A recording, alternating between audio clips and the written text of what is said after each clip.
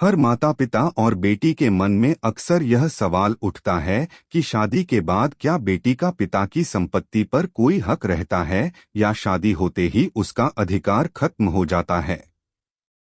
समाज में लंबे समय तक यह गलतफहमी रही कि विवाहित बेटी का हक उसके पिता की संपत्ति पर नहीं है। मगर कानून समय समय पर बदलाव करता रहा है ताकि महिलाओं के अधिकार सुरक्षित रह सकें। खासकर हिंदू समाज में बेटे और बेटी में भेदभाव को कानून ने खत्म किया है। इस वजह से पिछले कुछ वर्षों में हिंदू उत्तराधिकार अधिनियम हिंदू सक्सेशन एक्ट 1956 में ऐसे संशोधन किए गए जिससे बेटियों का अधिकार और भी मजबूत हुआ। अब कानून कहता है कि शादी के बाद भी बेटी का पिता की संपत्ति पर उतना ही हक है जितना बेटे का। ऐसे में किसी भी परिस्थिति में महज शादी की वजह से बेटी का यह अधिकार खत्म नहीं होता। वर्ष 2005 में हिंदू उत्तराधिकार अधिनियम में संशोधन किया गया जिसके अनुसार बेटी और बेटे दोनों को पिता की पैतृक संपत्ति में समान अधिकार मिला।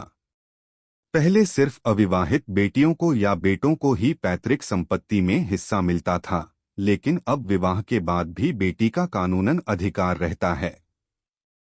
सुप्रीम कोर्ट ने भी अपने 2020 के ऐतिहासिक फैसले में साफ कहा है कि बेटी का हक जन्म से ही पैतृक संपत्ति में बनता है और वह शादी के बाद भी बना रहता है।